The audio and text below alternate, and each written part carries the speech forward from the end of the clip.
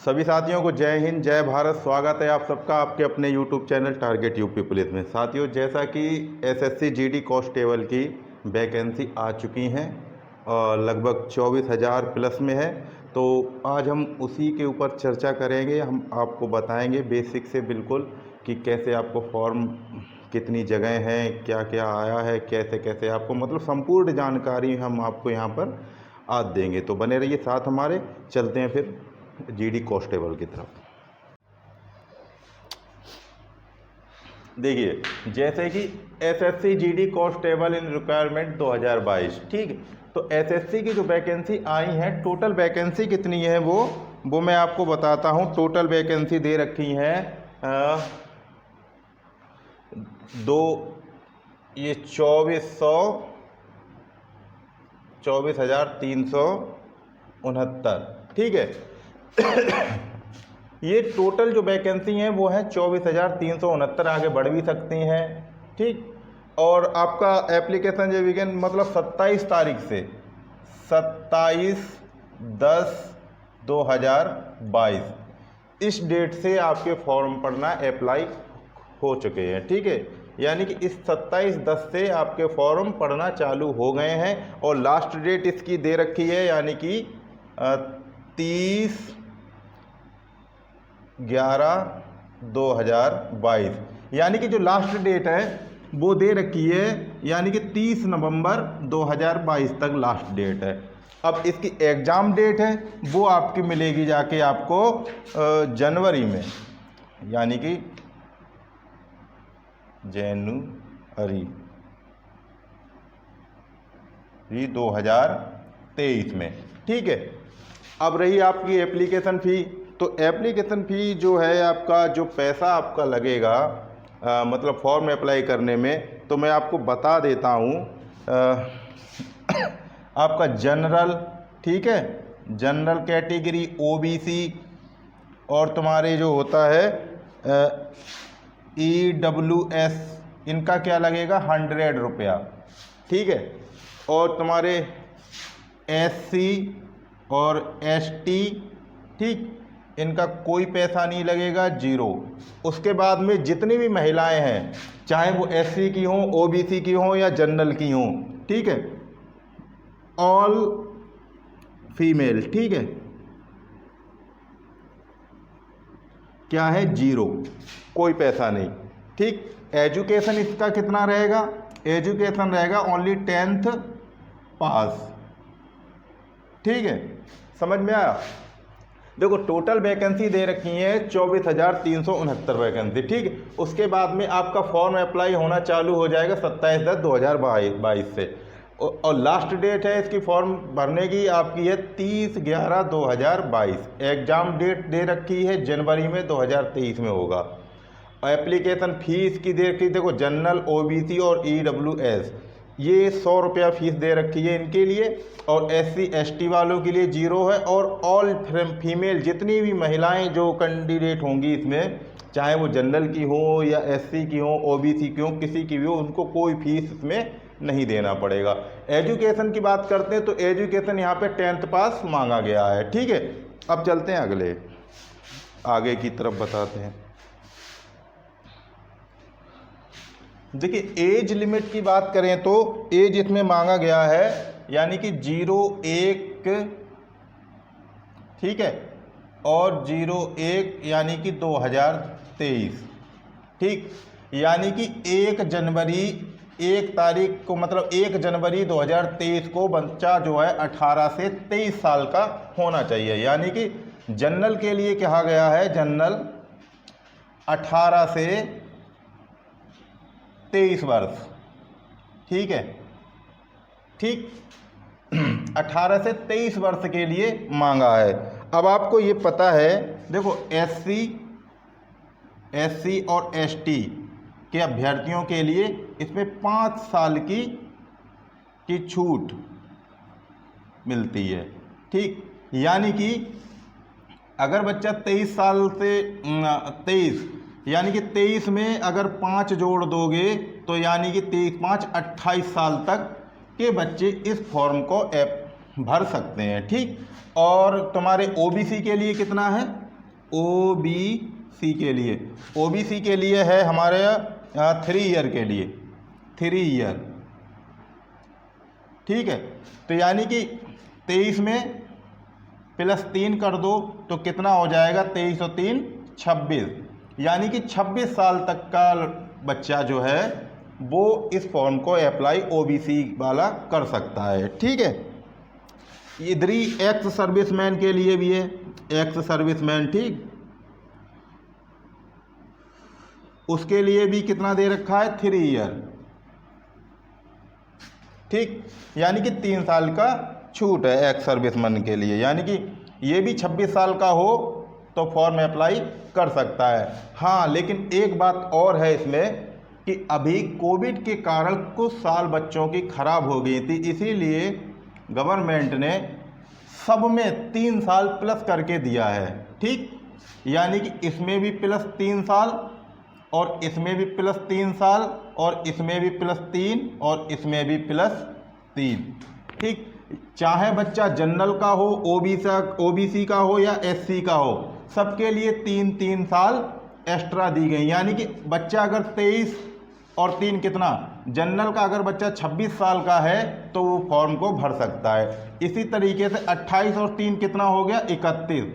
SC ST का बच्चा अगर 31 वर्ष का है तो इस फॉर्म को वो भर सकता है। इसी तरीके से OBC का 26 और 3 कितना हो गया, 29 वर्ष का बच्चा OBC का ये फॉर्म अप्लाई कर सकता है, ठीक। इसी तरह एक्स सर्विसमैन भी, इसमें भी 3 जोड़ देंगे तो 26 और 3 29, ठीक।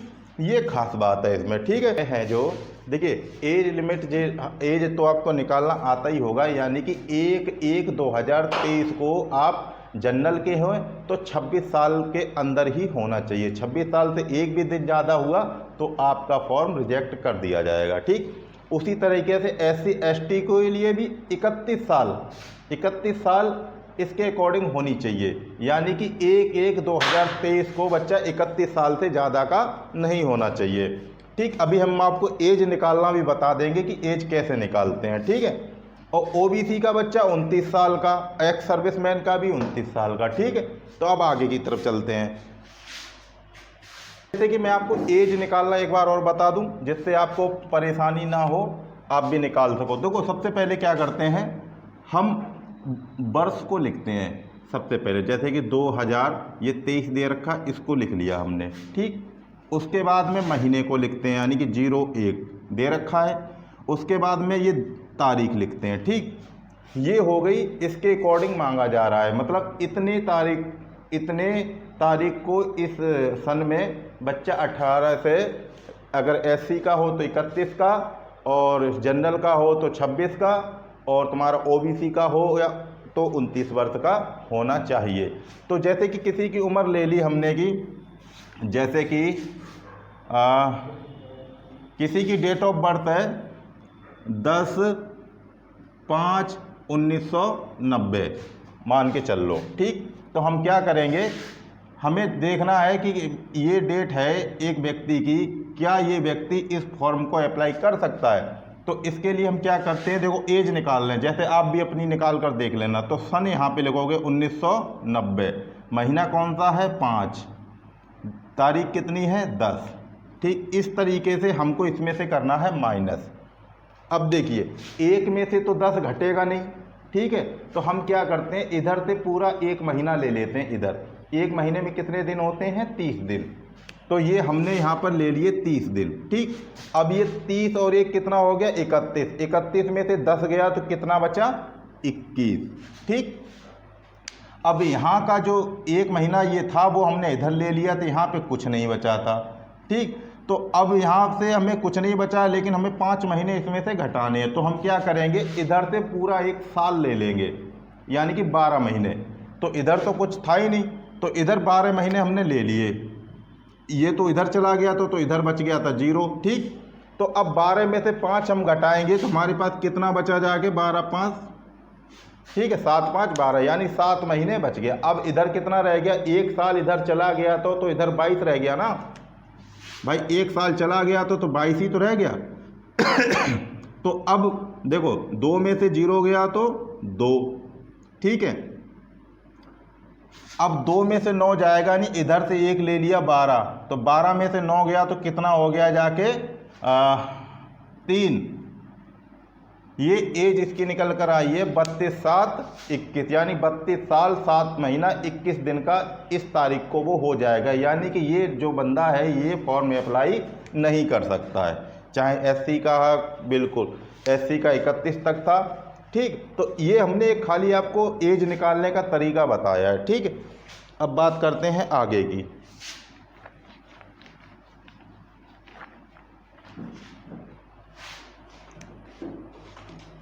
देखिए, जिसके पास एनसीसी सर्टिफिकेट है, ठीक है, सर्टिफिकेट,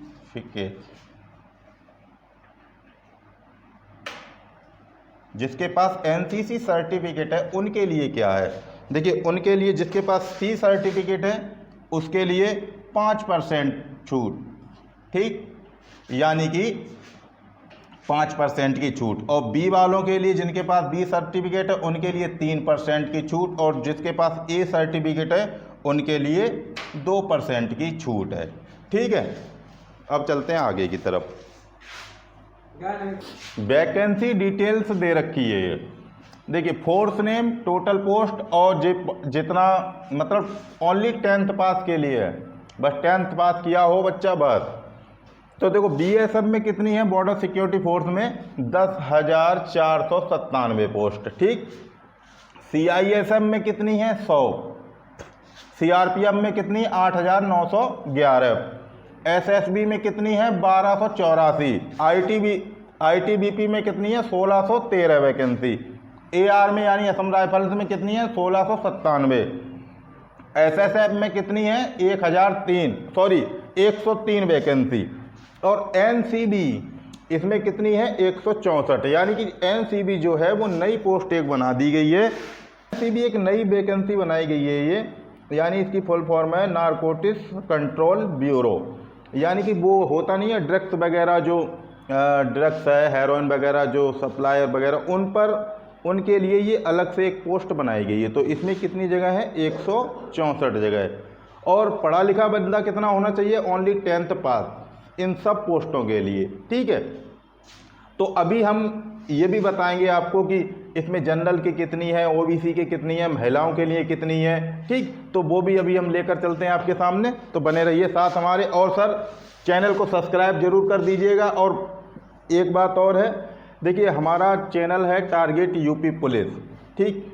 तो ऐसा नहीं है कि खाली यूपी पुलिस के बारे में ही होता है, जो यूपी पुलिस में आता है वही एसएससी में भी आता है। तो यहाँ पर हम आपको पूरी पढ़ाई करवाएंगे, जीडी के लिए भी करवाएंगे और वहीं यूपी पुलिस के लिए भी हो जाए उसी में, ठीक है। तो जो भी साथी हो तो देख रहा हो पहली बार तो चैनल को सब्सक्राइब जरूर कर दे। और हमारी वीडियो अभी तक तो हमने औसत कंप्लीट करवा दिया है और भी पढ़ाते रहेंगे आपको, मतलब 2 महीने इसके 2-2.5 महीने का टाइम है, तो इसका भी हम कोशिश करेंगे कंप्लीट कोर्स करवाने की इसकी, ठीक है। तो अभी हम आपको बताते हैं कि मतलब इसमें जनरल के लिए कितनी है, ओबीसी की कितनी है, और भी काफ़ी डिटेल, ठीक।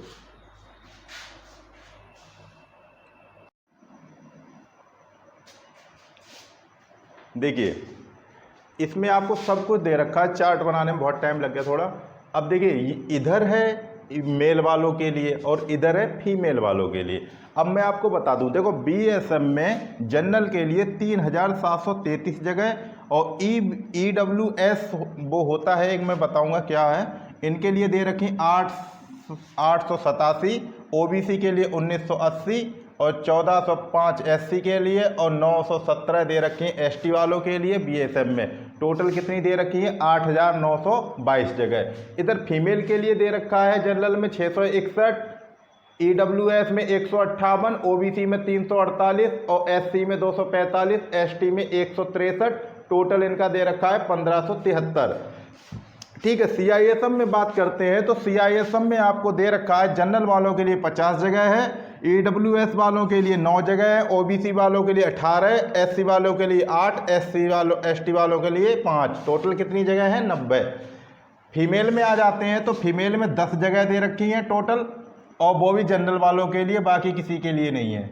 ठीक है, अब आ जाते हैं सीआरपीएफ में। सीआरपीएफ में जनरल वालों के लिए दे रखा है 3710 जगह। ठीक, ईडब्ल्यूएस के लिए 878 और ओबीसी के लिए 1975, एससी के लिए 1357 और एसटी के लिए 460 जगह दे रखी हैं।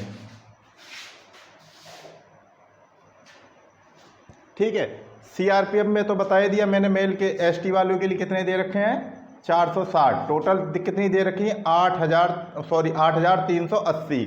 इधर आप फीमेल में आ जाओगे, ये रेड कलर का जितना ले रखा है ये फीमेल वालों के लिए है। क्या हुआ है?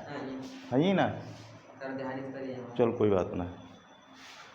तो इधर जो रेड कलर में दे रखा है ये टोटल फीमेल वालों के लिए दे रखा है। ठीक है, तो सीआरपीएफ में फीमेल के लिए जो फीमेल जनरल कैंडिडेट हैं उनके लिए 228 जगह है, और ईडब्ल्यूएस वालों के लिए 52 है, ओबीसी वालों के लिए 118, एससी वालों के लिए 84 जगह है और एसटी वालों के लिए 49। टोटल कितनी है? 531 जगह। ठीक, उसके बाद में हम आते हैं इधर एसएसबी में। तो जनरल मेल कैंडिडेटों के लिए 464 जगह हैं जनरल वालों के लिए। ठीक, ईडब्ल्यूएस वालों के लिए 54 जगह है और ओबीसी वालों के लिए 243, एससी वालों के लिए 204, एसटी वालों के लिए 76। टोटल जगह दे रखी है 1041। अगर महिलाओं की बात करें तो 107 जनरल वालों के हैं, ईडब्ल्यूएस के लिए 0 है, ओबीसी वालों के लिए 69 यानी 69 और एससी वालों के लिए 61, एसटी वालों के लिए 6 जगह हैं। टोटल कितनी है? 243। ठीक, अब आते हैं हम आईटीबीपी में। आईटीबीपी में जनरल वालों के लिए मेल में दे रखा है 637 जगह और ईडब्ल्यूएस के लिए 110 है, ओबीसी के लिए 277 है, एससी वालों के लिए 188 है, एसटी वालों के लिए 159 जगह। टोटल कितनी है? 1371। महिलाओं में आ जाओ तो 135 जनरल वालों के लिए हैं, 7 जगह दे रखी है ईडब्ल्यूएस के लिए, ओबीसी के लिए 48, एससी महिलाओं के लिए 30 है, 22 एसटी वालों के लिए है। टोटल जगह कितनी है? 242। असम राइफल्स में आ जाएं आप तो इधर 716 जगह दे रखी हैं मेल जनरल वालों के लिए। ठीक है, और ईडब्ल्यूएस में दे रखी हैं 169। ठीक, और ओबीसी के लिए है 308 और एससी के लिए 191 और एसटी वालों के लिए 313 जगह है। टोटल दे रखी है 1697। इधर महिलाओं के लिए एक भी जगह नहीं है। ठीक है, असम राइफल में। एसएसएफ में आ जाते हैं तो 32 जगह जनरल वालों के लिए दे रखी हैं मेल कैंडिडेट के लिए, 8 जगह दे रखी है ईडब्ल्यूएस के लिए और 14 जगह ओबीसी के लिए और 24 दे रखी हैं एससी के लिए और 0 दे रखा है एसटी के लिए। एसटी के लिए कोई जगह नहीं है। तो टोटल कितनी? 78 जगह। इधर आ जाते हैं महिलाओं में तो 10 जगह महिला कैंडिडेट जो जनरल की हैं उनके लिए हैं और 2 ईडब्ल्यूएस के लिए और ओबीसी के महिलाओं के लिए 5 जगह हैं, एससी वालों के लिए 8 हैं, एसटी वालों के लिए कोई जगह नहीं। टोटल कितनी है? 25 जगह। अब आ जाते हैं एनसीबी में। देखिए एनसीबी जो जगह है ये खाली इसलिए छोड़ दिया है कि 164 ही जगह है, इनमें महिला पुरुष दोनों मतलब ये नहीं है कि महिलाओं के लिए इतनी है या पुरुष के लिए इतनी है।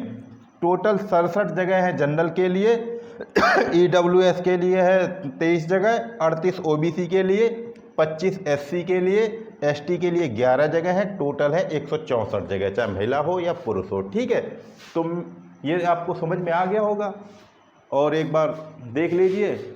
अब चलते हैं, इतना तो हो गया, अब आगे बताते हैं फिर।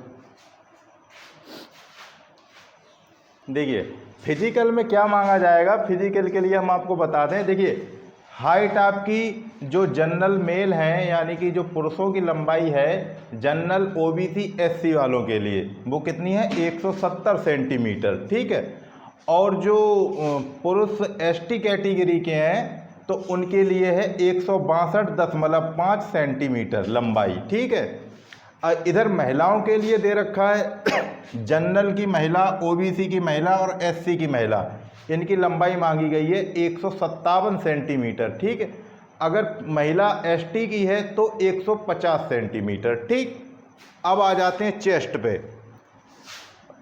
पुरुष एससी का हो, जनरल का हो, ओबीसी का हो, 80 से 85 सेंटीमीटर, यानी कि 80 बिना फुलाए हुए और 85 सेंटीमीटर फुलाकर। ये मतलब मैं बता दूं, आपका सीना चाहे 90 सेंटीमीटर हो चाहे 100 सेंटीमीटर हो, लेकिन आपको फुलाना 5 सेंटीमीटर है। अगर आप 5 सेंटीमीटर अगर सीना नहीं फुला पाते हो, चाहे आपका 100 सेंटीमीटर का सीना क्यों ना हो, तो आप अनफिट हो जाओगे, ठीक, फेल कर दिए जाओगे। इसलिए 5 सेंटीमीटर फुलाव बहुत ज़रूरी है, ठीक। उसके बाद में महिलाओं के लिए चेस्ट कुछ नहीं है, मतलब चेस्ट इनका नहीं नापा जाता है, इसलिए रनिंग में आ जाते हैं हम। रनिंग देखिए, रनिंग सबके लिए, एसटी का हो या ओबीसी का हो या जनरल का हो या एससी का हो, पुरुष के लिए 5 किलोमीटर 24 मिनट में इनको दौड़ लगानी है।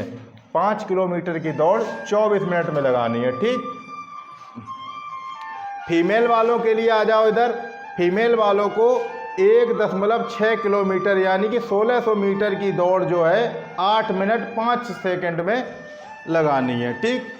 एक बार और, हाइट 170 सेंटीमीटर, ठीक है, पुरुषों के लिए, और एसटी वाले पुरुषों के लिए 162.5 सेंटीमीटर फुलाव, 80 सेंटीमीटर सीना मांगा है, 5 सेंटीमीटर फुलाकर मांगा है। इधर एसटी वालों के लिए 76 से 80 है, ठीक है। 5 किलोमीटर दौड़ सबके लिए एक सी है, इधर महिलाओं के लिए भी दौड़ सबकी एक सी है, ठीक है। अब हम आपको बताते हैं इसमें मतलब आता क्या क्या है, ठीक। देखिए, ये लास्ट प्रोसेस है, ये जो कंप्यूटर बेस्ड एग्ज़ाम होगा आपका, ये लास्ट प्रोसेस है एग्ज़ाम का। देखिए, एग्ज़ाम में क्या दे रखा है, देखो आपका जो एग्ज़ाम होगा वो कंप्यूटर बेस पे होगा। मैं तुम्हें बता दूं कि कंप्यूटर पे ही आपको एग्ज़ाम देना पड़ेगा, मतलब ठीक है, ऑफलाइन नहीं होगा, ये ऑनलाइन एग्ज़ाम होगा आपका, ठीक। तो इसमें आपका क्या आएगा वो मैं आपको बता दूं। देखो, रीजनिंग जो है आपकी 20 प्रश्न आएंगे रीजनिंग के, और उसमें 40 मार्क मिलेंगे 20 प्रश्न के, यानी कि एक प्रश्न का 2 नंबर का मार्क होगा, ठीक।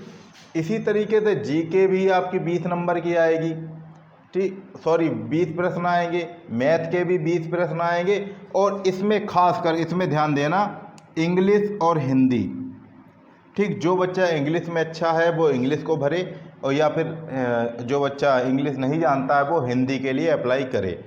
देखिए, सबके लिए एक प्रश्न पे 2 मार्क दे रखे हैंगे मार्क्स, तो इसीलिए 20 का 40, 20 का 40, 20 का 40, 20 का 40 कर रखा है, ठीक है। तो अब ये देखिए, जितना भी आपका होगा ये 20 प्रश्न आएंगे, आपको 40 नंबर मिलेंगे, यानी कि एक प्रश्न का आपको मिलेगा 2 नंबर। और इसमें कट ऑफ जाएगी, कट ऑफ आपकी जाएगी 0.5 की, ठीक।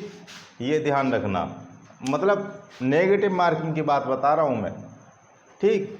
तो नेगेटिव मार्किंग आपका 0.5 के जाएगा, और इसमें 60 प्रश्न आए, 60 मिनट मिलेंगे, और आपका प्रश्न कितना होगा, 80 प्रश्न होंगे आपके, और टोटल मार्क कितने होंगे, 160, ठीक। एक बार और बता दूं आपको, देखिए 20 प्रश्न रीजनिंग के आएंगे, इसमें आपको 40 नंबर मिलेंगे, और 20 प्रश्न आपके जीके के आएंगे, जनरल के और वो उसके, तो आपको इसमें भी 40 नंबर मिलेंगे, और 20 प्रश्न आपके मैथ के आएंगे, और 20 प्रश्न आपके हिंदी या इंग्लिश जो आप चूज करते हो भाषा को वो आएंगे। तो टोटल प्रश्न आपके होंगे 80। पहले आपके 100 आते थे प्रश्न करने के लिए, उसमें 1.5 घंटा मिलता था, लेकिन यहाँ पर यही बदलाव कर दिया, 80 प्रश्न होंगे, और आपको एक प्रश्न का 2 नंबर मिलेगा अगर सही करते हो तो 160 आपके प्रश्न हो गए, 160 नंबर हो गए, 80 प्रश्न हो गए। ये करना कितने में, 60 मिनट में। कंप्यूटर बेस्ड होगा, ठीक। कंप्यूटर बेस्ड का मतलब होता है कि आपका एग्ज़ाम ऑफलाइन नहीं होगा, आपका एग्ज़ाम होगा ऑनलाइन, ठीक। तो आपको जो सब्जेक्ट दे रखे हैं, ये रीजनिंग में आपके 20 क्वेश्चन होंगे, और 20 क्वेश्चन के आपको 40 नंबर मिलेंगे। यानी कि एक प्रश्न जो है वो 2 नंबर का होगा आप लोगों का। ठीक ऐसे ही जीके में 20 प्रश्न होंगे, उनके भी 40 नंबर मिलेंगे। मैथ में भी 20 प्रश्न होंगे, 40 नंबर मिलेंगे। इधर ये आ जाता है कि इंग्लिश और हिंदी में से आप लोगों को एक चीज़ चयन करना है इसमें कि आप अगर हिंदी अच्छी तरीके से जानते हैं तो हिंदी लेना, अगर आप में इंग्लिश में ज़्यादा इंटरेस्ट रखते हैं तो अंग्रेजी लेना। ठीक, तो आपको इसमें भी 20 प्रश्न करने, इसके भी आपको 40 नंबर मिलेंगे। देखो टोटल प्रश्न आएंगे आपके 80, इनकी मार्क जो होंगे वो होंगे 160। और सबसे बड़ी बात यह है कि पहले आपको 1.5 घंटा मिलता था और प्रश्न आते थे आपके 100। ठीक, लेकिन यहाँ पर क्या दे रखा है कि आपके जो प्रश्न हैं वो 80 होंगे, 160 नंबर के होंगे, लेकिन आपको जो घंटा है वो 60 मिनट में ही यही सब करना है। कंपटीशन बहुत हाई है मेरे भाई, इस पे ध्यान देना। 60 मिनट में यानी कि 1 घंटे में ही आपको करना है और 0.50 की आपकी वो रहेगी नेगेटिव मार्किंग, इतना आपको ध्यान रखना है बस। तो गलती कम से कम करना। और एक बात और बता दूं मैं इसी सिलसिले में, वैसे मैं आपको पढ़ा रहा हूँ टारगेट यूपी पुलिस के नाम से हमारा चैनल चल रहा है और मैं ये चाहता हूँ कि ज़्यादा से ज़्यादा सब्सक्राइब करें उस चीज़ को और हमारे साथ जुड़े रहें। मैं आपको यूपी पुलिस के साथ साथ में यूपी पुलिस और जो हमारा जीडी है, रेलवे का ग्रुप डी है, कोई अलग नहीं है, सब एक ही चीज़ आती है हर एक चीज़ में। वही मैं आपको बताने की कोशिश कर रहा हूँ कि जो मैंने पढ़ा दिया है उसको भी देखें और मैं आपको 2 महीने में ये सब क्लियर करवा दूंगा।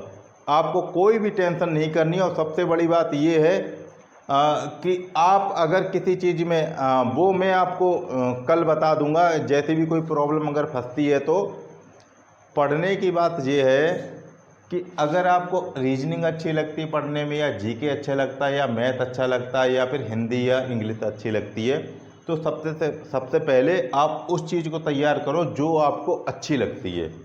ठीक, आपकी अगर वो चीज़ अच्छी हो गई तो आप ये मान लो कि आपका जैसे 20 प्रश्न दे रखे हैं, 20 में से 18 15 तो कहीं गए नहीं, वो तो आपको मिल ही जाएंगे उतने नंबर।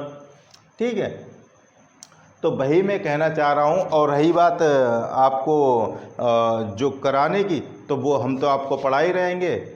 तो उसके बाद देखिए इतना तो हमने आपको क्लियर करवा दिया है कि आपके क्या आएगा एसएससी जीडी में और क्या नहीं आएगा, मैंने आपको शुरू से लेकर एंड तक बता दिया है।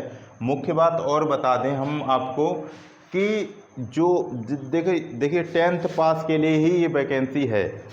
और सबसे बड़ी बात ये है कि जब आप फॉर्म अपना डालने के लिए जाएं या किसी भी सीएससी पे, तो सबसे पहली बात ये है कि फ़ोटो अपना तुरंत का ही खिंचवाएं और तुरंत का ही डालें, क्योंकि 3 महीने का ही फ़ोटो अवेलेबल इसमें होता है।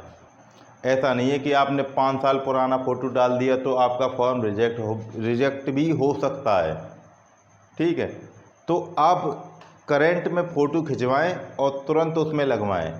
ठीक, उसके बाद में कोई सेल्फी टाइप फ़ोटो नहीं होना चाहिए, बिल्कुल सादा सिंपल फ़ोटो होना चाहिए। ऐसा नहीं कि तुमने ऐसे करके मुंह करके या इधर ऐसे करके फ़ोटो खिंचवा लिया, तो सेल्फी टाइप नहीं चाहिए, चश्मा आसमा कुछ भी नहीं होना, बिल्कुल सादा सिंपल ऐसे करके। और बैकग्राउंड जो या वाइट होना चाहिए या फिर ब्लू होना चाहिए, इतना ध्यान रखना।